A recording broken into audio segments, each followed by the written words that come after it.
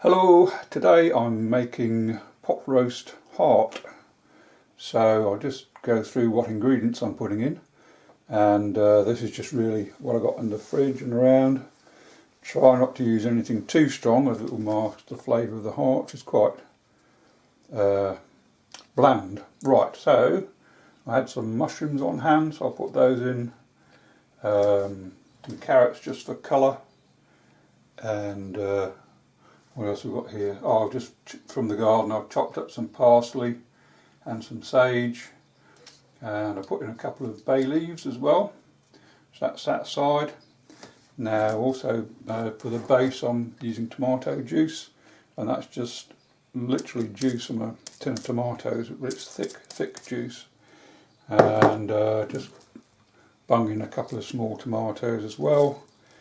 Then also a bit of mustard, not too much, and a wee bit of beef stock. So the heart looks like this. This is only I think about a quarter of a heart, so the weight is 750 grams. What's that in pounds and ounces? I can't remember. So two pounds is it's about £1.5, I suppose. So I've just put a little bit of melted coconut oil on the bottom of the thing I'm going to cook it in. Now this is cast iron pot, so it's nice and heavy, keeps the heat, even distribution, blah blah blah. So I don't bother washing it or anything because it's going to get cooked, so what's the point? And there's no nasties on the outside. Because I'm keto, I like fat, so I'm going to keep the fat on. And let's see, so there's the underside. So all those tissues there, they say cut those off. Those should, well I can take those off, I suppose. So let's just move that out of the way.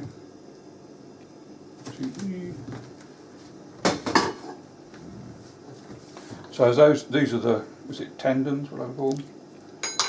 Oh, and I've just add that I've had this out of the fridge for about an hour just to get it to room temperature. So I'm just, and these, yeah, actually these aren't quite coarse, so I'm going to put those there. So just cutting them away. Yeah, I mean, it's cooked long enough, so I'm going to do it for 2 hours. Although these are very, very stringy tendons, they should in effect become quite soft on cooking or doing a slow roast. So, but I'll take them off anyway. And of course, if you don't want to take them off, and they are stringy when you finish cooking, you can just cut them off at that time. So there it is, that's the quarter with the ventricles and the blah blah blah. So I'll put that in the pot, and I think I might do it with that side to the bottom, so it's resting on the fat bits. That's quite a nice fit. There's a bit of a... Right, I'll just go and rinse my hands.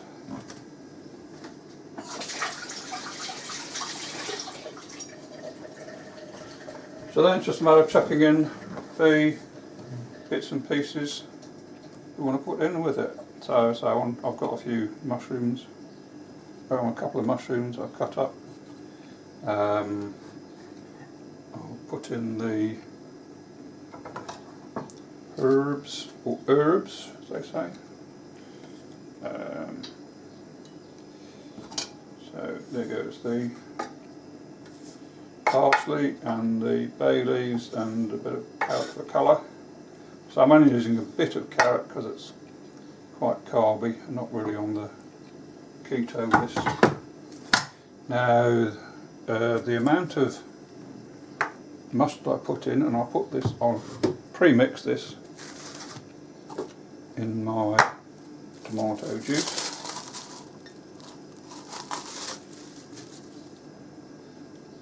So now when I say a pinch of mustard, I mean just a pinch, and this is dry mustard.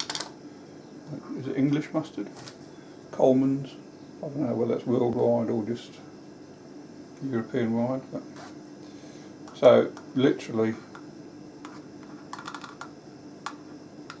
well, I can't just think how much to put in. But so I'm putting that much, which is probably quite a bit. Put that in there, and again, don't go too mad on the beef stock. So again, I'll just put in a level teaspoon, I think. So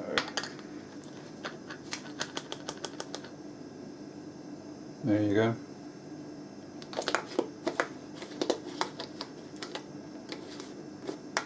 Now this one's got quite a bit of blood on the bottom of here, so I'll put that in. Sorry, oops. I'll just pop that in.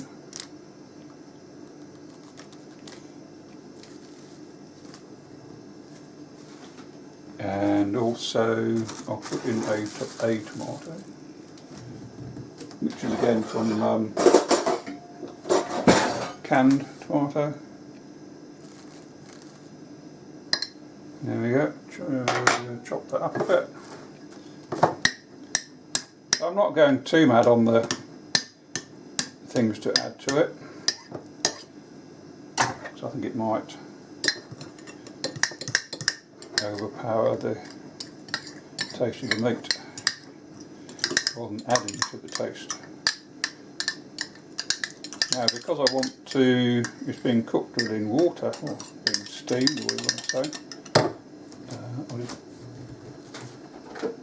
I'll just add some hot water to that. So it's just boiled, so that'll do it. So I've got about, what, 3/4 of a cup there. That one will go back in the fridge, so I'll put the foil up on it in the wrapper. So there we are. So I'll use this just to spread out the herbs. There we go. Right, that's all I want to do, and that is that ready to go into the oven at 150 degrees, and I'm going to take it out after 2 hours, give it a bit of a taste test at that point, check it's still cooked through, and so I'll come back to you then. Cheers. Hello. It's now past about 2.5 hours or so since I put this into the oven. I've taken the lid off, so I'll just do a little test, just with a fork. That seemed to be done through.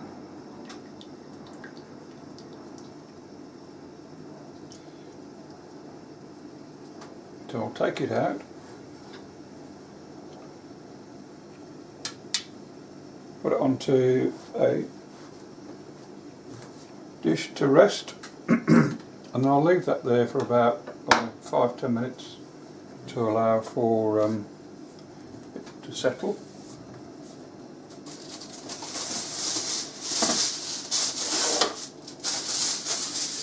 And I'll just cover it a bit of tin foil. And whilst that's resting, I'll do the vegetables to go with it. Now, I do have quite a bit of liquid left in the pot, so I'll put that on the top of the stove and just specially boil off just some of the liquid. Right, so that's been resting about 5 minutes or so. And now what I'll do, I'll carve it. So I'm just going to slice it off like a normal roast. And this may be a bit away from the camera, but I'll turn it around in a minute. So I'll just slice enough off for what I'm going to eat right now.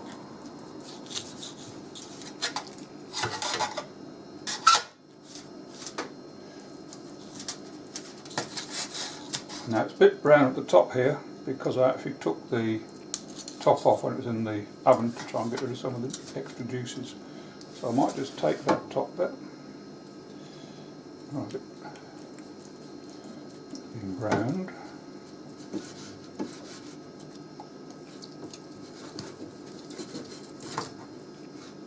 Oops. And what I'll have with it, I might have just a touch of mustard with it to go with it in the vegetables. So I'm probably going to get, what, 3 meals out of this, I suppose. So with $6 or $6 isn't too bad a result. So as you can see, it's quite a nice hearty beef colour in there. Let's say the proof of the pudding's in the eating. Right.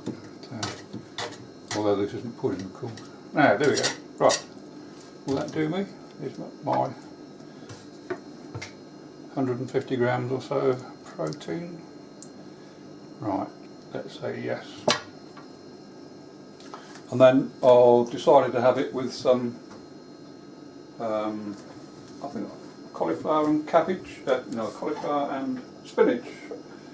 So I'll just get that off the other side.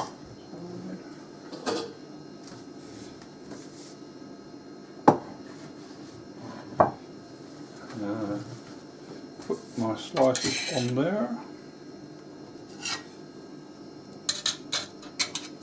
Oops. Can I do it? Can I do it? Yes, I can. Yeah, there we go. Oh, cool.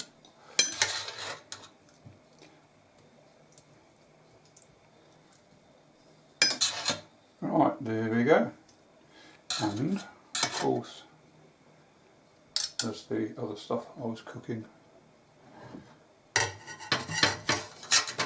in the pot, so I'll get that out.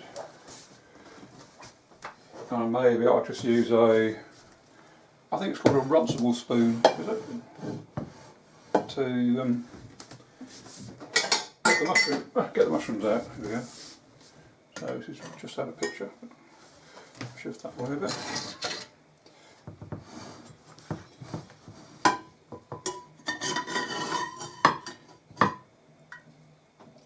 So those are the mushrooms. We could do a few more, but I only had a couple.